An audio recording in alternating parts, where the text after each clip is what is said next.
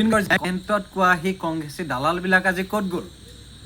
ইলেকশ্যনৰ মাত্ৰ এদিনহে হৈছিলে ইলেকশ্যন হোৱা, পিছদিনাখনেই দেখোন আমি শুনিলোঁ যে শ্যাম কানু মহন্তই জামিন লৈ ওলাবলৈ আৰু বেছি সময় নাই।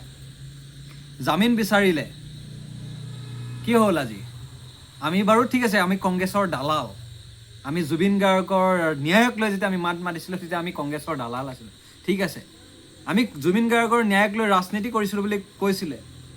আজি আপোনালোক ক'ত আছে? এতিয়া চাওঁ আপোনালোকৰ সাহস, আপোনালোকৰ মাত, আপোনালোকৰ কণ্ঠ কিমান ওপৰলৈ যায়। শ্যাম কানু মহন্তক কিমান দিন আপোনালোকে ৰাখিব পাৰে, শ্যাম কানু মহন্তক কিমান দোষী সাব্যস্ত কৰিব পাৰে, আপোনালোকৰ পৰা চাম বুলি মই ভাবিছোঁ। আমিতো জুবিন গাৰ্গক দেখুওৱা আমি আদৰ্শ বুলি ভাবে আপোনালোকে। এতিয়া আপোনালোকে যে কমেণ্ট কৰিছিলে যে কংগ্ৰেছৰ দালালি, জুবিন গাৰ্গৰ ন্যায়ক লৈ আপোনালোকে ৰাজনীতি কৰিছে, এতিয়া সেইসকলক জানিব বিচাৰিছোঁ আপোনালোকে ক'ত আছে এতিয়া? আপোনালোক কিমান জুবিন অনুৰাগী এতিয়া চাওক, এতিয়া দেখুৱাওক আপোনালোকে। ধন্যবাদ।